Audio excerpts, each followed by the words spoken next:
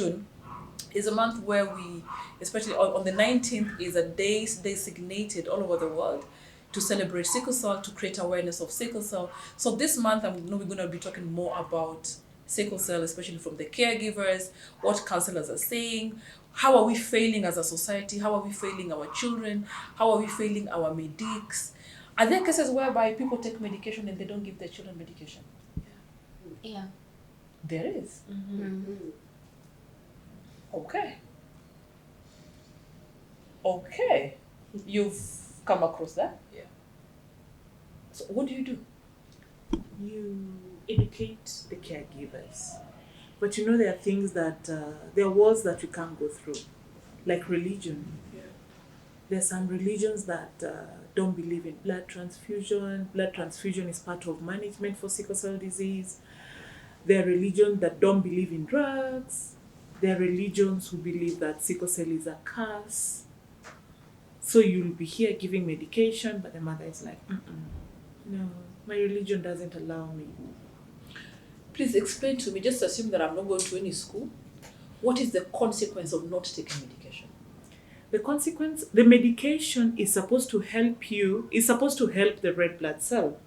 We have designated medications. Number one is folic acid. Like we take folic acid in pregnancy, we also take folic acid in sickle cell to be able to help our hemoglobin levels. Number two is paludrin. Paludrin is to help you not to get a very severe attack of malaria, especially if you live in the lake regions. Number three is hydroxyurea. Hydroxyurea is our fetal hemoglobin in adulthood. It protects the red blood cells from sickling. Yeah. Number four is blood transfusion, especially when your children go into crisis, when your children get acute chest syndrome, because now it needs a whole lot of blood to be able to flush it out. So we need to embrace this treatment. Number four, most of the time when we go to hospital, we'll be hydrated because our sticky red blood cells have decided to misbehave and they are clinging onto our blood vessels. So most of the time you'll go into hospital, it's a fluid that will be put up to be able to help flush out the sickle red blood cells. Okay. Yes. Which has clogged around. Which have clogged. Actually, you get your fluid, and you're done. The pain goes away. Yes. Wow. Yes. So hydration for all. Hydration is key. Okay. Yeah. Thank you. Now, I'd like to talk to Knote to tell me about her beautiful daughters, Serenity and Frenzy. Just take me through all this journey. Our work here is to listen. If you want to start from the time you conceive, from the time you give birth, to how you are managing the schooling, I am going to listen. Wow, thank you. When I gave birth to my daughters, they were very beautiful until Serenity at the age of 8, I realized something was amiss. That was the changes of now the health. Same to Frenzy, my first daughter. So when I got that they have sickle cell disease, then now I decided to change my life completely. Let me tell you that journey is difficult to a caregiver, and especially if you have more than one, because every month you need to buy the drugs for both, and hydroxyurea is very expensive, very expensive. It is an expensive disease, if I may call it. So I took them to school, I informed teachers about their health. Teachers were supportive. So, some were not also supportive. You know, human beings, they have different characters. So we sailed throughout this journey until Serenity reached high school, Frenzy reached high school. Now she went to boarding school. But to me, I was like, I wanted her to come to day school. But there was a sister nun who was a friend of her. If they talk to, that is what Frenzy will take. So Frenzy went to school, even she was official, but every time she was going on crisis. And let me tell you, I was working, but even your employers can at times not be happy with you because you keep on asking for permission. This week you go for Serenity, the other week Frenzy. So you are like a bother. And if you are working in NGO world, you will find that sometimes your contract will be terminated by the end of the year. Why? Because you can't perform. But there are also some employers who are very understanding. So we went with this life. The life was beautiful, even though they were sick. But what I know with the warriors, they are very bright, and they are the people who can even tell you, "Mommy, do this, do that." They can give you good ideas. But the time came when I had difficulties within the family. So maybe people were not understanding because now I gave birth to girls, and two of them I gave birth to three girls, though I have four children. The first one is a boy, he's a survivor. Then I gave birth to three girls, following each other, and two are sick. So the journey wasn't very easy because in your, let's say, the marital home, your husband's side, they are thinking that you are the person who has that trait, you are the person who carried disease to their home. So, but when I was with them, they were not becoming all that sick because I knew how to at least to manage. But at times also you cannot manage due to finance, due to what you have. So sometimes I was going in the hostel, but what I was wondering, nobody was even following me to come and visit me. So it was a routine that I was not even speaking to people that I was in ward. Maybe if I tell maybe one, two friends, but it was normal to me. Kumbe, this thing was not normal. Because when you are with them, you are thinking, now I'm alone with them. No friends can come to visit me, what. But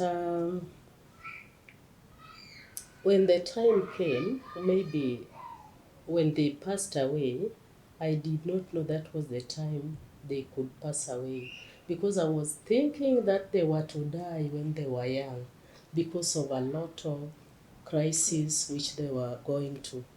So Frenzy came from school one week, but I noticed something. The eyes turned more yellow than usual. Then on that day, I was having a yellow T-shirt. Then I went to meet her. Then I was pointing at mine. Look at me. Your eyes. We love to joke. Mommy, I'm not sick. Even I did my exam. Teachers were very happy. And that was the first time Frenzy did her exams. So she came, and after 1 week, it was Friday, I left to Kisumu. Then I saw something, but I told my sister that I think you should take for me Frenzy to hospital because I know she will not tell you, but I've seen something. So on Saturday, she was admitted. Then I requested her to be brought to Kisumu, where I was, because I was thinking that she was being attended this side, you know, what you can believe in. So when she came, Frenzy reached, and she only took 1 hour, then she died. By this time, I was not having a job. I was having wrangles in the family. Everything was a mess. So she was like, well, the last time I went to visit her in school, I could not even afford hydroxyurea. So I was calling some of my friends who were in Kisumu. Help me send a job, just take medicine. Some were taking, and I want to thank this hospital called Aeromedical Center. They were really helping. Surely they were really there for my daughter. So one day I just decided to go and see her. That were the last days. So when I went, she held me for 5 minutes, telling me, Mommy, God will bless you, you get a job, and you will come to visit me the way you've been doing. Then I told her how God will do that. When she came, she passed away when I was with her in Kisumu, then the body was taken back. During these funeral times, I really faced it. Is when I realized that people can talk about you. People can discriminate. You can be rejected because of a disease. People will talk about different diseases, chira, what. But I was showing myself to be heard. And yet inwardly, I was feeling, I was in pain. I was just bleeding inwardly. Then Serenity was buried. This time I got out, even I was told point blank, we don't need you. I tried to chase you and you are still here. I don't know why you want to stick on me. So these words made me, I felt bad, then I left.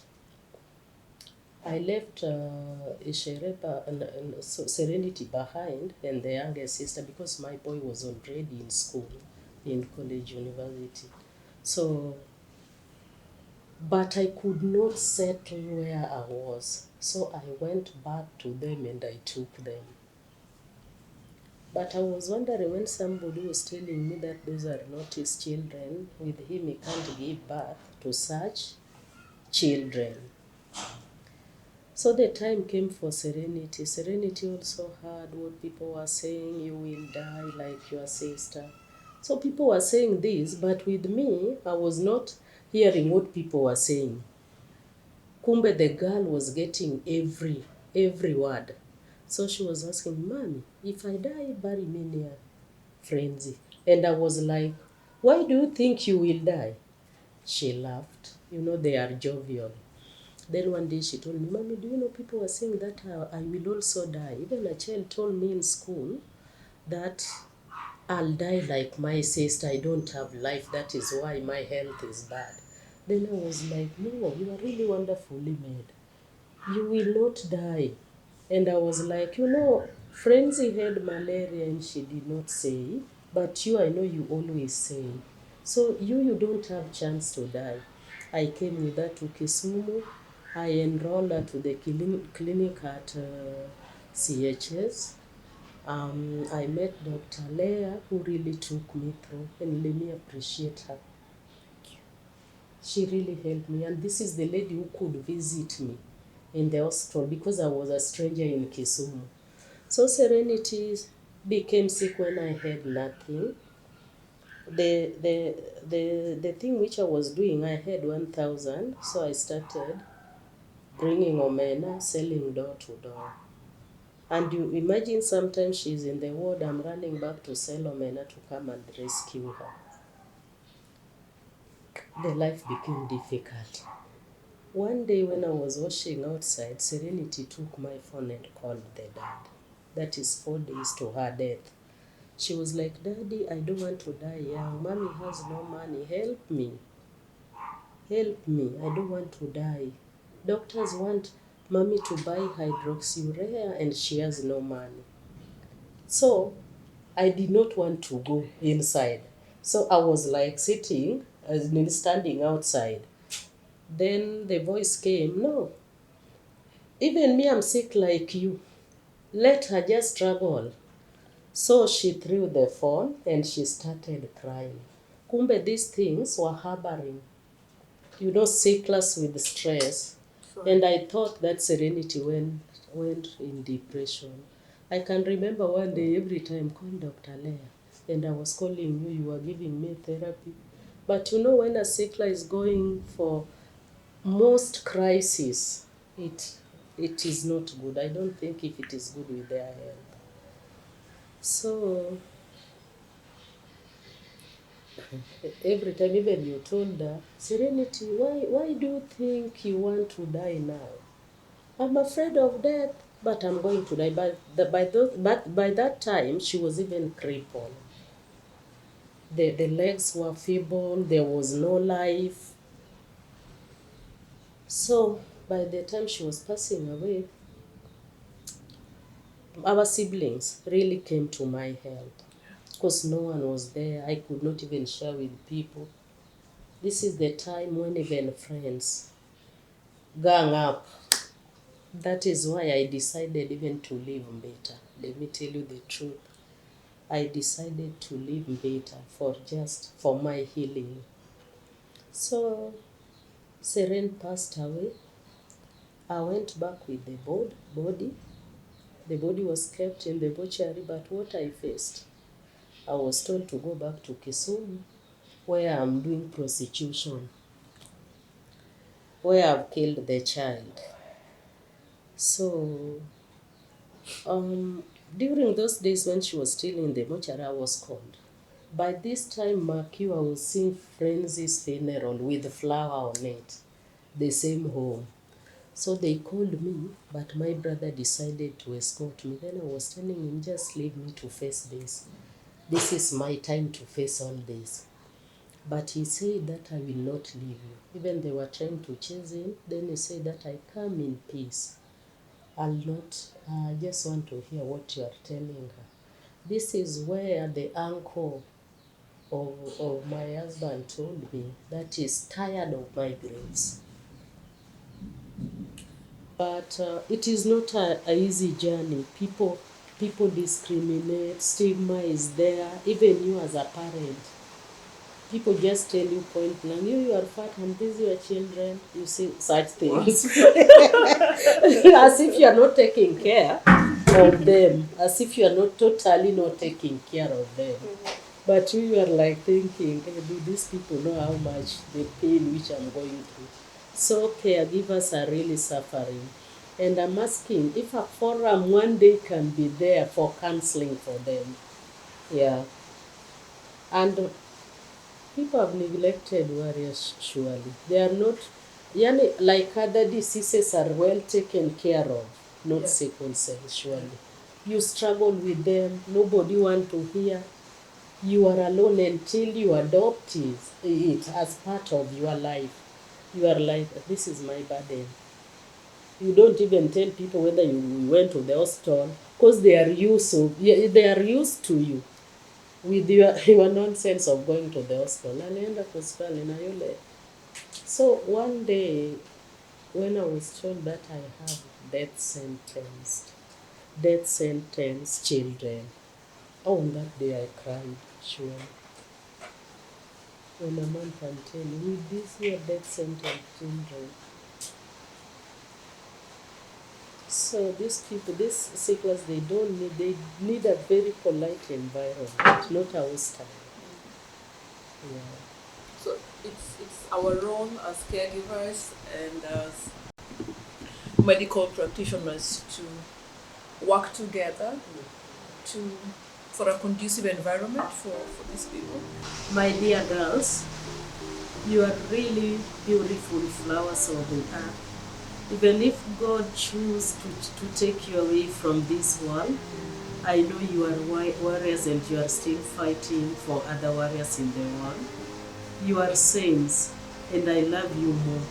May your souls rest in eternal peace. Amen. And to all warriors who have gone before us in this battle, we celebrate you in this month of June. To all warriors that have gone to rest, I give you peace, and just know that you have fought the race. You are not warriors anymore. You are a shining stars, and you left us to be the shining stars to others.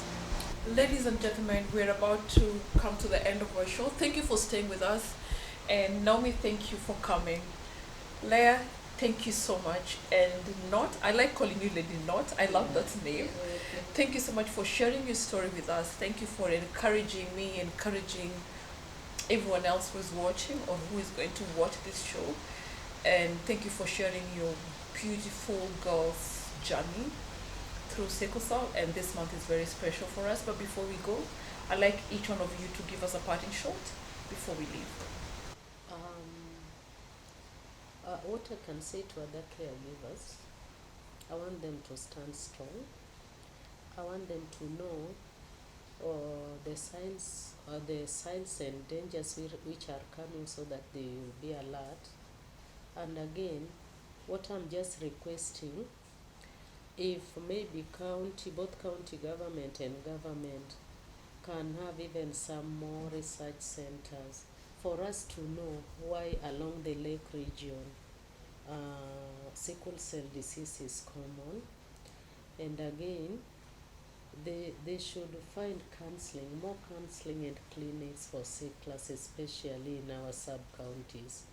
Yeah, for these people to reach medications easily. Even in terms of transfusion, they don't run to other counties to get blood, or other sub-counties. Otherwise, I really love the caregivers. I know that we are there for them anytime they need us. They will call us so that we will share. Thank you. To all warriors and caregivers, to warriors, I know this is the special month, and it's also a month that most of the warriors are going into crisis. But what I could like to say to fellow warriors, be strong.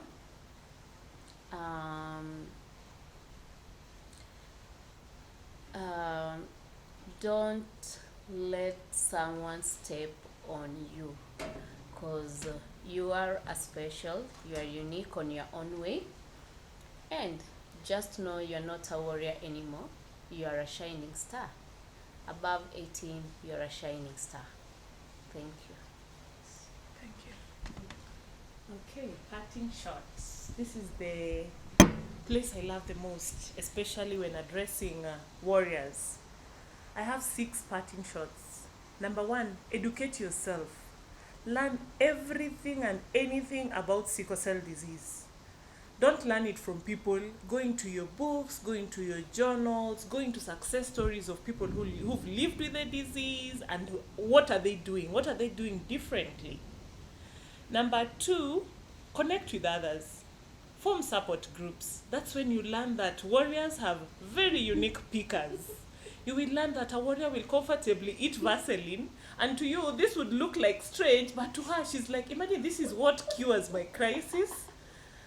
Number 3, prioritize self-care. Jipende. Just love yourself, have a healthy diet, ensure you hydrate, ensure you eat well, do what makes you happy.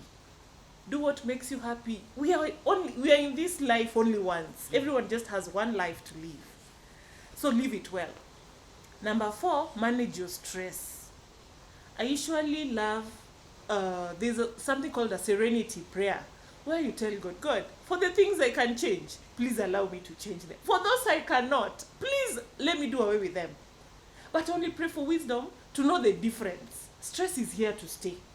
But now we have to choose what do we want to put our energy on. Because we know stress is a trigger. We will go into crisis. So for us to avoid this, we need to work on our stress. Then my 5th parting shot, always plan ahead. Never forget that you're a sickle cell warrior. Never forget that very wee hour of the night at 3 a.m., you will need to run to hospital. What is your medical plan? Who is that to go to person that you will call at midnight like, I am not feeling well, and will tell you, give me 5 minutes, I'll be there? Which is that hospital that you will go to and they will not tell you, ebu enda ununue dawa. Enda utafute maji, hatuna maji kwa hospitali. You have to form that bond with your hospital, form that bond with your inner circle. That they'll be like, okay, it's Naomi calling me, I have to attend to this. I have to stop everything I'm doing and attend to this. Then number 6, stay positive. Sickle cell is already a challenge. Are you going to run away from it? And you have it there. Always learn to stay positive. Negativity is it affects you. Don't be with those people who know you will die at 5. What happens to at 6?